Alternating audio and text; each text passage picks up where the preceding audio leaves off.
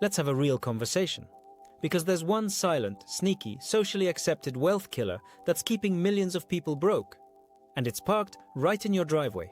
That's right.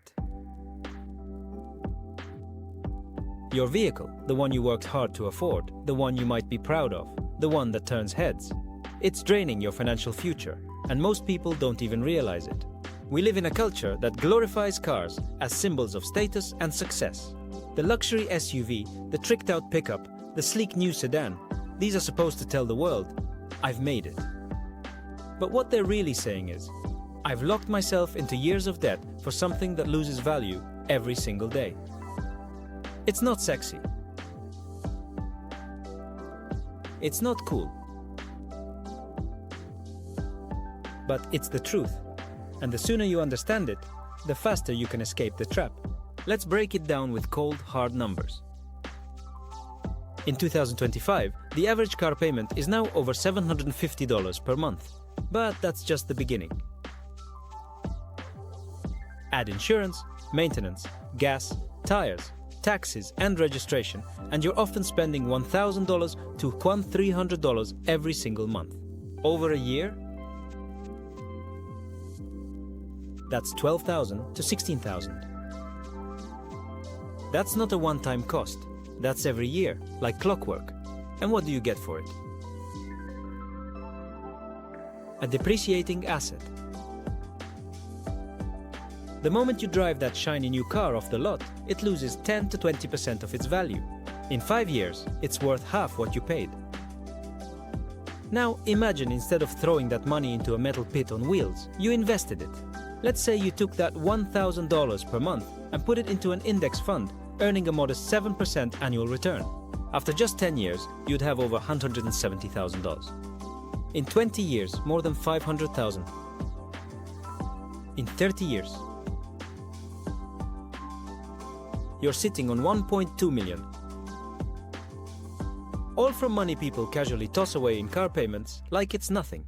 But most people aren't just paying cash for their cars. They're financing them, often for 6, 7, even 8 years.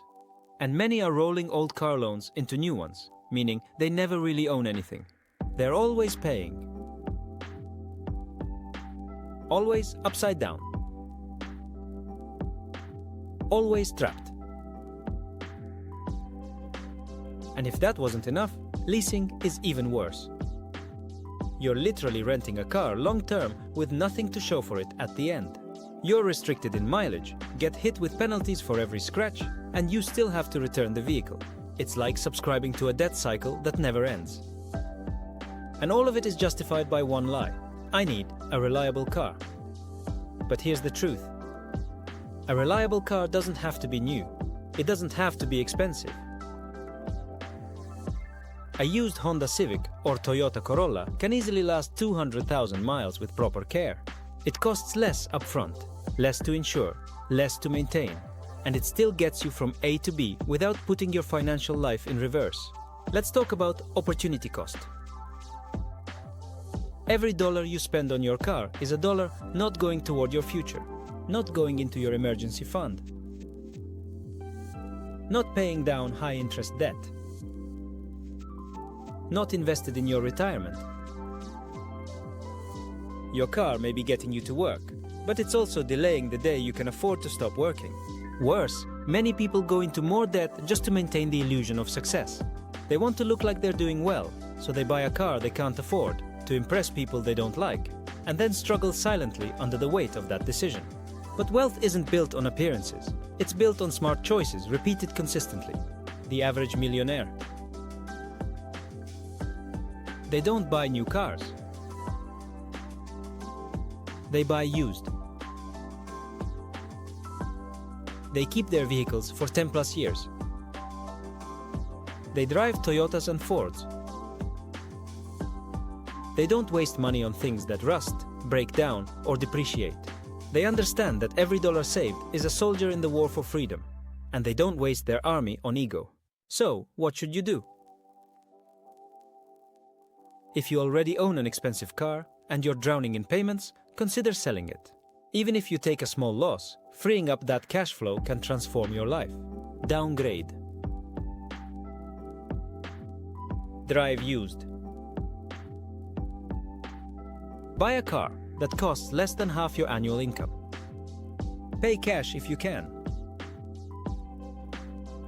And if you must finance, do it for the shortest term possible and make sure it's something you could afford to repair tomorrow if needed. Then take that extra money and put it to work. Start investing. Start saving. Start building a real financial foundation. Because no car, no matter how shiny, how fast, how luxurious, is worth sacrificing your freedom. This isn't about hating cars.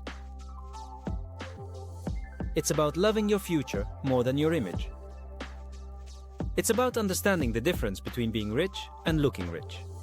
One creates options. The other creates obligations. So the next time you're tempted by that affordable monthly payment, remember this: the car dealership isn't your friend. The bank isn't your friend. The glossy ad showing that beautiful car on a winding mountain road, that's not freedom. That's marketing. Real freedom is being debt-free.